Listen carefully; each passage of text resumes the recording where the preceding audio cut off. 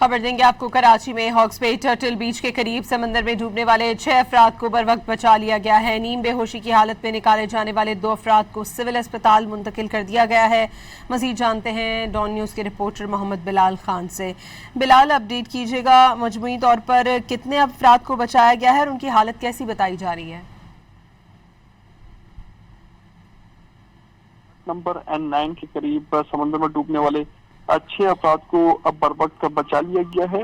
Rescue इदारे की जानिब से बताया गया है कि ईदी रजाकारों ने नीम बेहोशी की हालत में निकाले जाने वाले 2 अफराद को सिविल अस्पताल ट्रामा सेंटर मुंतकिल किया गया है। नीम बेहोश होने वाले की शनाख्त 22 साल मुइज वल शमीम और 23 साल जैजम वल अजीज के नाम से की गई है, जबकि बचाने वाले जो 4 अफराद हैं उनकी भी शनाख्त मुकम्मल की गई है, जिनकी शनाख्त 19 साल होजन, 24 साल अली, 22 साल अली मुबारक और 26 साल सईद अहमद के नाम से हुई है। पुलिस हुकाम की जानिब से ये बताया गया है कि हट नंबर N9 के करीब ये 6 अफराद समंदर के अंदर नहा रहे थे कि अचानक डूबने की इतला मिली, जिस पर रेस्क्यू इदारे मौके पर पहुंचे और मौके पर पहुंचकर 6 अफराद को मजबूरी तौर पर बचाया गया, जबकि 2 की हालत तशवीशनाक जानते हुए दोनों को सिविल अस्पताल ट्रामा सेंटर मुंतकिल कर दिया गया है।